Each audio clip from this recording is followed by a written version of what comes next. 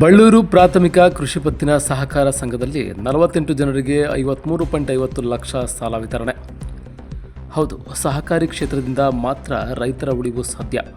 ಶೂನ್ಯ ಬಡ್ಡಿ ದರದಲ್ಲಿ ರೈತರಿಗೆ ಸಾಲ ನೀಡುತ್ತಿರುವುದು ಸಹಕಾರಿ ಕ್ಷೇತ್ರ ಮಾತ್ರ ಎಂದು ಮೈಸೂರು ಚಾಮರಾಜನಗರ ಸಹಕಾರ ಬ್ಯಾಂಕ್ ಅಧ್ಯಕ್ಷರು ದೊಡ್ಡಸ್ವಾಮಿಗೌಡರು ಹೇಳಿದರು.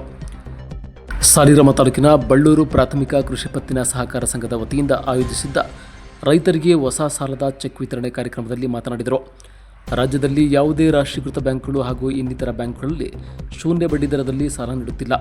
ರೈತರನ್ನು ಆರ್ಥಿಕವಾಗಿ ಸದೃಢಗೊಳಿಸಲು ಗೊಬ್ಬರ, ಬಿತ್ತನೆ ಬೀಜ ಖರೀದಿಗೆ ನೆರವಾಗಲು ಸಹಕಾರಿ ಕ್ಷೇತ್ರದ ಜಿಲ್ಲಾ ಬ್ಯಾಂಕ್ ನೆರವಿನೊಂದಿಗೆ ಶೂನ್ಯ ಬಡ್ಡಿ ದರದಲ್ಲಿ ಸಾಲ ನೀಡಲಾಗುತ್ತಿದೆ ಎಂದರು. ಈಗಾಗಲೇ ಕೃಷಿ ಪತ್ತಿನ ಸಹಕಾರ ಸಂಘದ ವತಿಯಿಂದ 48 ರೈತರಿಗೆ 53.50 ಲಕ್ಷ ಸಾಲ ನೀಡಲಾಗಿದೆ. ಮುಂಬರುವ ದಿನಗಳಲ್ಲೂ ಈ ಭಾಗದ ಹಿಂದುಳಿದ ರೈತರಿಗೆ ಹೆಚ್ಚಿನ ಸಾಲ ಕೊಡಿಸಲು ಪ್ರಯತ್ನಿಸುವುದಾಗಿ ತಿಳಿಸಿದರು.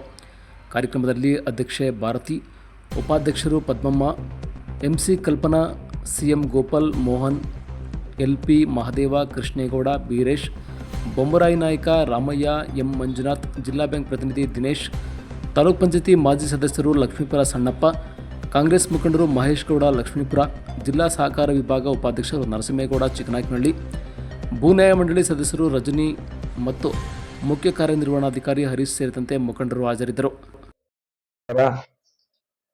ಇಂದು ಬಳ್ಳೂರು ಪ್ರಾಥಮಿಕ ಕೃಷಿ ಪತ್ತಿನ ಸಹಕಾರ ಸಂಘದ ವತಿಯಿಂದ ನೂತನ ಸದಸ್ಯರ ಸಾಲ ವಿತರಣಾ ಕಾರ್ಯಕ್ರಮದ ವೇದಿಕೆಯಲ್ಲಿ ಆಸೀನರಾಗಿರುವಂಥ ಅಧ್ಯಕ್ಷರಂಥ ಭಾರತೀಯವರೇ, ಉಪಾಧ್ಯಕ್ಷರೇ ಹಾಗೂ ಎಲ್ಲ ಸಂಘದ ನಿರ್ದೇಶಕರೇ ಹಾಗೂ ಎಲ್ಲ ಈ ಸಂಘದ ವ್ಯಾಪ್ತಿಗೆ ಬರುವಂಥ ಎಲ್ಲ ಗ್ರಾಮದ ಸಹಕಾರಿ ಬಂಧುಗಳೇ, ಇವತ್ತು ಬಳ್ಳೂರು ಪ್ರಾಥಮಿಕ ಕೃಷಿ ಪತ್ತಿನ ಸಹಕಾರ ಸಂಘಕ್ಕೆ ಸುಮಾರು 48 ಜನಕ್ಕೆ 53,50,000 ಸಾಲವಾಗಿ ಕೊಡ್ತಾ ಇದ್ದೀವಿ. ಇವತ್ತು ಸರ್ಕಾರದ ಉದ್ದೇಶ ಏನು, ರೈತರು ಇವತ್ತು ಬೆಳೆಯುವಂಥ ಬೆಳೆಗಳಿಗೆ ಅನುಕೂಲ ಆಗ್ಬೇಕಂತ ಹೇಳಿ, ಅವರು ಗೊಬ್ಬರ ಇರ್ಬೋದು, ಬೀಜ ಇರ್ಬೋದು, ಸಕಾಲದಲ್ಲಿ ಪಡೆದು ಅವರು ಬೆಳೆ ಬೆಳಿಲಿಕ್ಕೆ ಅನುಕೂಲ ಆಗಬೇಕಂತ ಇವತ್ತು ಬಡ್ಡಿ ರಹಿತವಾಗಿ, ಬಡ್ಡಿ ಇಲ್ದೇ ಇವತ್ತು ಎಲ್ಲ ರೈತರಿಗೂ ಇವತ್ತು KCC ಸಾಲವನ್ನು ವಿತರಣೆ ಮಾಡ್ತಾ ಇದ್ದಾರೆ. ಇದರ ಸದುಪಯೋಗವನ್ನು ಎಲ್ಲ ನಮ್ಮ ಸದಸ್ಯರು, ಎಲ್ಲ ನಮ್ಮ ಬಂಧುಗಳು ಇದನ್ನು ಪಡ್ಕೊಂಡು, ಅನುಕೂಲವನ್ನು ಪಡ್ಕೊಂಡು ಸಕಾಲದಲ್ಲಿ ಅದನ್ನು ಪಾವತಿ ಮಾಡೋ ಮುಖಾಂತರ ಸುಸ್ತಿ ಆದರೆ ಬಡ್ಡಿ ಜಾಸ್ತಿ ಆಗುತ್ತೆ, ಪುನಃ ಅವರಿಗೆ ತೊಂದರೆ ಆಗುತ್ತೆ. ಸುಸ್ತಿ ಆಗೋ ರೀತಿ ಸಕಾಲದಲ್ಲಿ ಕಟ್ಟಿ ಅದನ್ನು ರಿನ್ಯೂವಲ್ ಮಾಡಿಸ್ಕೊಳ್ಳುವಂಥದ್ದು ಆಗಬೇಕು.